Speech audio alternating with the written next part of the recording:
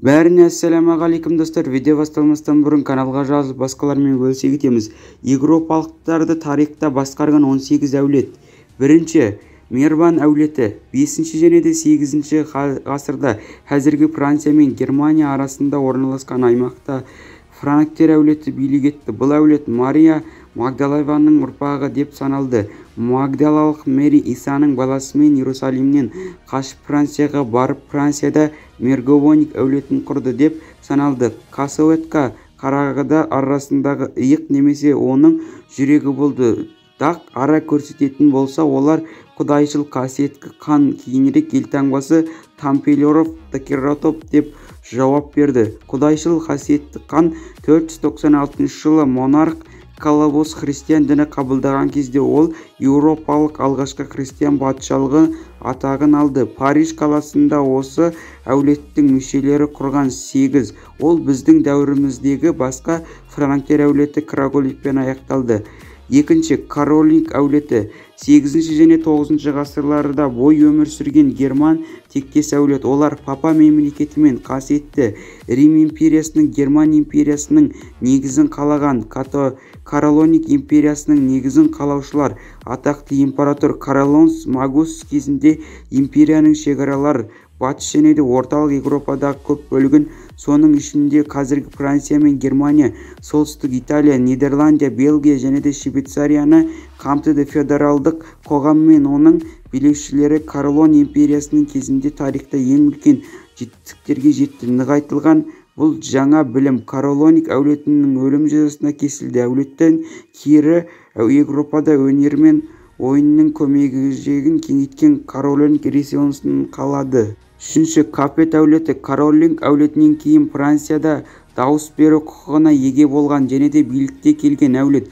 Бұл Европада танымал ең асыл және де терең тамырланған отбасы. Бұл жүздеген жылдар бойы әртүрлі елдер мен герцогтардың қол астында болған өте үлкен әулет. Бүгінде ол Испания королі Хуан Карлос пен Люксембург басқарған ұлы герцог Генрих Капетаның ұрпағы. Төртінші Македония әулеті Византия империясының басқарған әулеттен армян тектес отбасы Македонияға қоныс аударды. Осы фамилияны алды. Византия тарихында ең сәтті кезеңдердің бірі болып саналды. Осы кезде шекаралар барлық қиындықтарға қарамастан саналды және де тіпті кеңейе түсті. Бесінші Командир әулеті Византияда сондай-ақ Трабзон империясын басқарған әулеттің деканы. Олар өте күшті болмаса да өте ұзақ уақыт өмір сүре алатындығының себебі олар айналадағы империяларға бірнеше ханшайымдарды таратты. Комонос ханшайымға берген билеушілер Рахана Ахойлу және де Ұзын Хасанға. 1071 жылы Алпарсылан Малазгиртті жеңген кезде Дигон Романус осы әулеттің мүшесі. Роман Дигон бір сатқындықты оның Малазгирт шайқасында жеңіліп қалуының басты себептерінің бірі ретінде көрсете аламыз.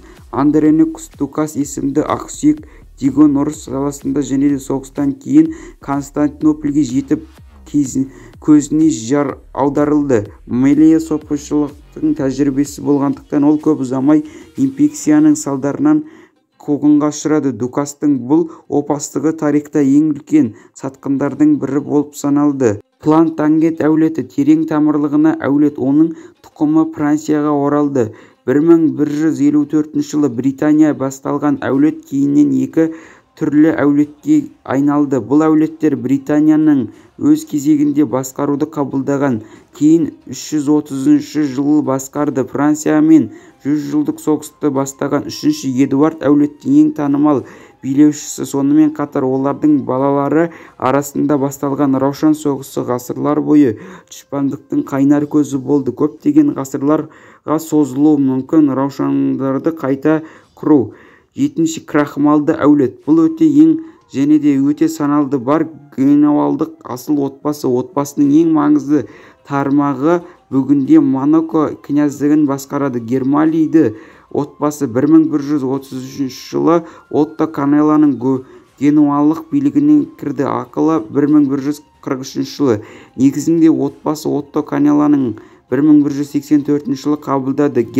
Германиялды Канелланың ұлы Отто Гермалийдің 1293 жылы крахмалиттердің әкесі ретінде сипаттаған. Статью әулеті Шотландияның королі екінші 1371 жылы Роберт негізін қалаған. Стюарт әулеті Шотландияның тағына үстемдік етті, ал патшайым Ана Британия 1649 жылға дейін мұрагер ханзада бере алмады, ал Британия корольдігіне басым болды. Англия үстемдік еткен Стюарт әулеті британдық монархтардың Францияға және де Ирландия патшайымына иелік етуінің нәтижесінде Стюарт монархтары Шотландия, Ирландия, Англия, Уэльс пен Францияның патшасы, патшайымы атағын ала бастады. Тудор әулеті Англияның жылдар бойы үстемдік еткен әулет Декант.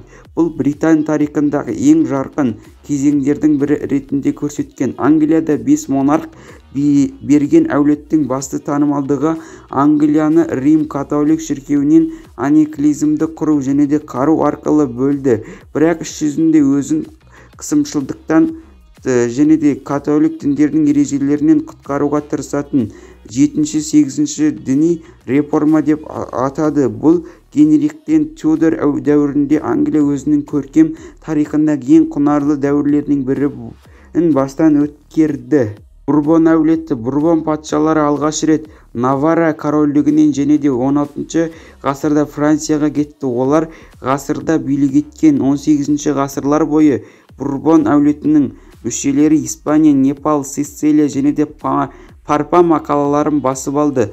Бурбон әулеті шығу тегі 13. Бұл ғасырдан басталған асыл отбасының алғашқы шығу тегі. Франция патшайымының байланысты және де Бурбон аймағына иесі болған мырзадан басталды. Шежіре әулеттің қаланы әулеттің Капетонов герцоглері әулеті 1701 жылы Франция патшалығы және де 1871 жылы Герман империясы осы әулет кезінде құрылды. 1918 жылы Ферусия мен Германия билеушілерінің Веймар республикасына дейінгі әулет. Ганновер әулеті неміс тектес патша әулеті болды. Ганновер әулеті Генуор патшалығы сондай-ақ Брауншвейг Лефорг герцогын басқарды. 1714 жылдардан кейін Ганновер әулеті де Ұлыбритания патшалығына басқара бастады. 1760 жылға дейін олар Ирландияны да басқара бастады. Виндзор әулеті Британияда 1901 жылдан бері өмір сүрген әулет.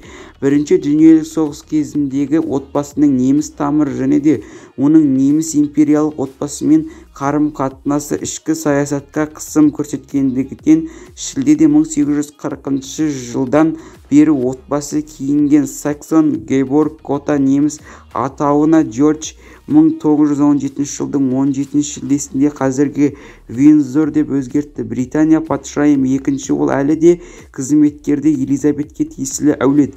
Савоя әулеті Савоя аймағында 11 ғасырдың басында пайда болған итальян-француз дворяндар әулеті. 1003 жылы Савойд үстемдік еткен әулет. Италия мен Испанияда әртүрлі күндерде билік жүргізді. 1946 жылға дейін Италияны басқарған әулет. Екінші дүниелік соғысқа дейін және оның кезінде өсіп келе жатқан фашизмге төтеп бере алмады және де қуыршақ патшалығына айналды.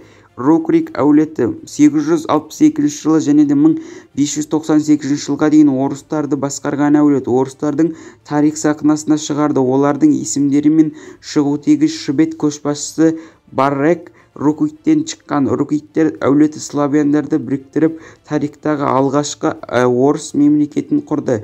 Киевте шоғырланған жаңа мемлекет көп ұзамай Новгородқа дейін созылып маңызды сауда бассейнін құрды. 1240 жылы моңғол шапқыншылығымен ол өзінің беделі мен күштерін жоғалтып кеткенін қарамастан елді біраз уақыт басқарды. Осы кезде Киев және де Твер қаласындағы әкімшіліктердің айырмашылығы Мәскеу әкімшілігін күшейтіп мемлекеттік жаңа орталыққа айналды. 16. Романовтар әулеті тізім аяқталуға жақын болғандықтан біз ең үлкен әулетті жеттік. 1613 жылы 1917 жылдың ақпанына дейін Ресейді басқарған Латвиядан шыққан әйгілі тарихтағы әулет. Әртүрлі әйгілі билеушілердің тәрбиелеген әулет. Еуропа тарихында өз ізін қалдырды. Олар біздің тарихымызда да орын алды. Өйткені Ресей осы әулеттің қазақ хандығына шабуыл жасап, оған қарсы көптеген соғыстар ашқан.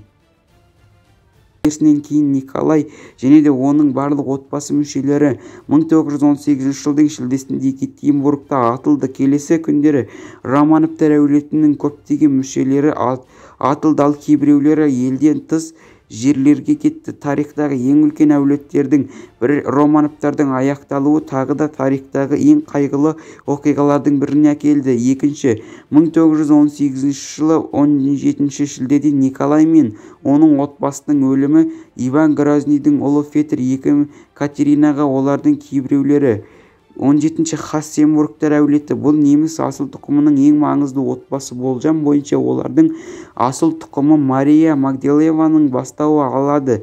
Ғасырлар бойы әр түрлі елдерде үстемдік еткен әулет бұл таралуды патша некелеріне қарыз етеді. Бұл басқа әулеттер мен елдерге корольдік немесе арқылы берілген Хассенбург қалаларындағы патшаны жасады, немесе оларды басқара елдерге туған балаларының жасауға тырысты.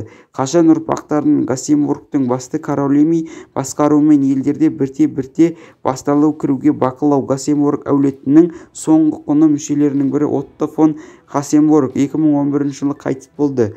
Хассенбургтер әулетінің елдері немен билік еткен күндері: Қасиетті Рим империясы, неміс императоры, Австрия императоры, Австро-Венгрия императоры, Хорватия корольдігі, Венгрия корольдігі, Испан корольдігі, Португалия корольдігі, Бимония патшасы, Чехия, Ирдел, Трансильвания. Олар сонымен бірге келесі елдерді қысқа мерзімді негізінде басқарды: Мексика императоры, Токсана ұлы герцогі, Парма герцогі, Модена герцогі. Бұл борыш сондай-ақ еңбекке дызяқ әулеті, қой қорғам соғыс жоқ мүдделерін басқарақ.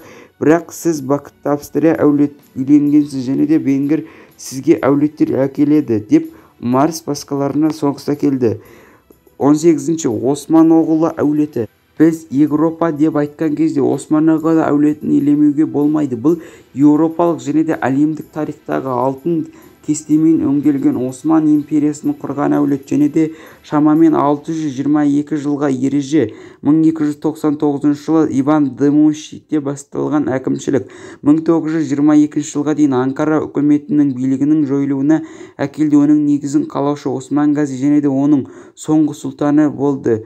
5-ші Мехмет әулеті түрік ұлтының құрамына кірді. Осман оғлы әулетінің бүгінде 77 адам аман қалды. Олардың 25-ші шехзаде, 16-ші сұлтан, 23-ші сұлтанзаде және де 13-ші сұлтан ханымы. Бірақ терминологияға және де командирге сәйкес билік жүк әулет өз әулетінің жоғалтуға деп аталды. Осман оғлы әулеті. Осы себепті бұл 77 адам үшін Осман әулеті емес, Осман оғлы отбасы дегенді білдіреді. Осман оғлы отбасының барлық мүшелері бүгінде әртүрлі елдерде, әртүрлі мәдениеттерде, әртүрлі тілдерде сөйлейді. Еуропаның басқа ұлы әулеттерінің аяқталуына әдетте қанды аяқталған және де олардың асыл тұқымы жүйелі түрде кептірілгенін еске орай отырып, Осман оғлы отбасының бұл жағдайы жойылатын тақырыптан және де мыңжылдықтан үнемі болып табылады. Менталитеттен гөрі қуғынға мүмкіндік болуы мүмкін.